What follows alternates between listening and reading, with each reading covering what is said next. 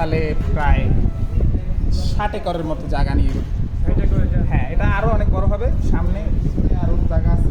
তারপরে এটা ছাড়া আমাদের আরও টেস্ট ট্রাস্ট ভবন আছে আলাদা, এটা হচ্ছে এই এরিয়ার বাইরে। এই এরিয়ার বাইরে অনেক ভবন আছে, ওইগুলো এরিয়ার ভিতরে আনতে হবে, ওটা আলাদা বাউন্ডারি হয়ে পরে আরও ভবনগুলো কাজ শেষ হওয়ার পরে। তো আর আপনাদের বরিশাল ইউনিভার্সিটি তো এখন পর্যন্ত অনেক কাজ বাকি আছে, তো এরপরে আরও সৌন্দর্যবর্ধন হবে। আপনারা মনে হয় দেখছেন এই জায়গায় আমাদের কাশফুল ছিল, এটা এই পাশেই এই যে সাইডটা, এই থেকে শুরু করে মাঠ পর্যন্ত এটা অনেক বড় একটা কাশফুলের এই ছিল, এটা বাংলাদেশের সব থেকে বড় কাশফুলের বাগান ছিল। আমি দেখলাম আপনার আমি যতগুলো বিশ্ববিদ্যালয়ে পড়ছি এবং গেছিলাম, এই বরিশালের মতো এত সুন্দর বিশ্ববিদ্যালয় আমি আর দেখিনি। এই ডিজাইন এত সুন্দর ডিজাইন করা। আমাদের ডিজাইনের প্রণেতা মূলত আমাদের তখনকার মেয়র। আমাদের এই ইউনিভার্সিটি ছিল রুইয়ারপুর নামে একটা জায়গা আছে বরিশাল সিটিতে, ওই জায়গা। তো ওই জায়গা থেকে ওটা আরও অনেক বড় স্পেস, এর থেকে অনেক বড় স্পেস, কিন্তু এর মনোরম পরিবেশ ছিল না ওই জায়গায়। এই জায়গার পরিবেশটা খুব সুন্দর, এই জন্য এখানে প্রস্থান করা হয়েছে।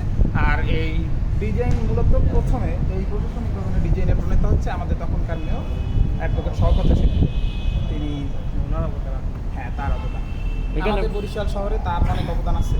এরকম বরিশাল বিশ্ববিদ্যালয় সহ অন্যান্য যত স্থায়ী স্থাপনা আছে, অনেক বড় বড় স্থাপনা, একটা নাম বলা যাবে। আমাদের শেরে বাংলা মেডিকেল আছে, শেরে বাংলা বিভাগের নামে আমাদের আরও অন্যান্য স্থাপনা আছে। তারপরে আমাদের বরিশালে বিশ্ববিদ্যালয়ের পরে আমাদের একটু পিছনে আছে বরিশাল ইঞ্জিনিয়ারিং কলেজ।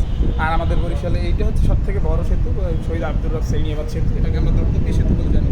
এর পাশে আমাদের একটা মেরিন একাডেমি আছে, এই পাশে মেরিন একাডেমি সারা বাংলাদেশের ভিতরে মাত্র 3টা ছিল।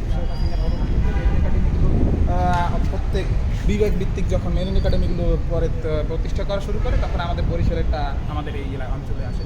আমাদের একাডেমিক সেকশনের যে বড় বড় পর্যায়ের যে লেখাপড়ার যে ইনস্টিটিউটগুলো, ওগুলো সব কিছু আমাদের এই অঞ্চলের ভিতরেই আগামীতে আসবে।